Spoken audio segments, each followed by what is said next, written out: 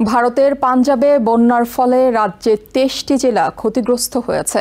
নদীগুলো সব বিপদসীমার উপর দিয়ে বইছে। এর মধ্যে অন্তত ৩০ জনের মৃত্যুর খবর জানিয়েছে স্থানীয় কর্তৃপক্ষ। প্রায় ১,৪০০ গ্রামের ১৪৮,০০০ হেক্টর ফসল ক্ষতিগ্রস্ত হয়েছে। বন্যায় প্লাবিত এলাকায় ২০,০০০ মানুষকে নিরাপদ স্থানে সরিয়ে নেওয়া হয়েছে।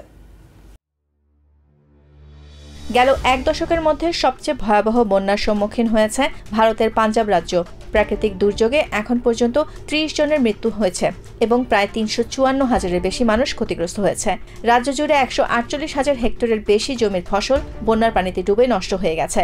শত শত গবাদি পশুর মৃত্যু হয়েছে।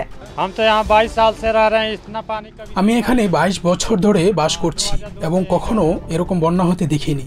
কখনো এখানকার মন্দিরে পানি প্রবেশ করেনি এর আগে, কিন্তু সেটিও ডুবে গেছে।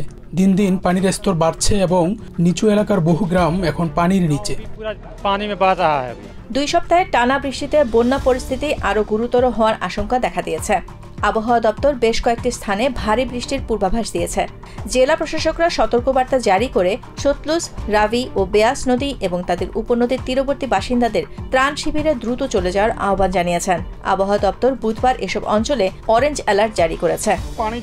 আশ্রয় কেন্দ্রের তাঁবুগুলোতে জায়গা নেই। প্রায় ১ থেকে ১,৫০০ মানুষ এখানে আশ্রয় নিয়েছে। তাঁবুর সংখ্যা বেশ কম। আমরা বহু লোককে অন্যত্র স্থানান্তরের চেষ্টা করছি, তবে অনেকেই যেতে যাচ্ছে না, কারণ বাড়িঘরে অনেক জিনিসপত্র রয়েছে, সেগুলো চুরির ভয়ও আছে। নদীগুলোর পানি উপচে পড়া, টানা বর্ষণ এবং বাঁধ থেকে নিয়ন্ত্রিতভাবে পানি ছেড়ে দেওয়ার ফলে পাঞ্জাবের ২৩টি জেলার সবকটি এখন বন্যার কবলে। এর মধ্যে গুরদাসপুর জেলা সবচেয়ে বেশি ক্ষতিগ্রস্ত, যেখানে ১৪৫,০০০ মানুষ বাস্তুচ্যুত হয়েছে। এরপরই রয়েছে অমৃতসর, ফিরোজপুর, ফাজিলকা, পাঠানকোট, মানসা, কপুরথলা ও তারন তারন জেলাও ব্যাপকভাবে ক্ষতিগ্রস্ত হয়েছে। আমরা আশা করি সরকার আমাদের সাহায্য করবে, যাতে অন্তত আমরা আমাদের ঘর তৈরি করতে পারি। আমাদের ফসল পুরোপুরি নষ্ট হয়ে গেছে। রাজ্যের রাজস্ব, পুনর্বাসন ও বিপর্যয় মোকাবেলা মন্ত্রী হরদীপ সিং মুন্ডিয়ান জানিয়েছেন, ত্রাণ, উদ্ধার ও পুনর্বাসনের কাজ যথাসময়ে এবং ব্যাপক পরিসরে চালানো হচ্ছে। হাজার হাজার মানুষকে নিরাপদ স্থানে সরিয়ে নেওয়া হয়েছে। এছাড়া হরিয়ানার মুখ্যমন্ত্রী নওয়াব সিং সাইনি পাঞ্জাববাসীর পাশে থাকার আশ্বাস দিয়েছেন। Nahid Sihan, TVN24 news desk.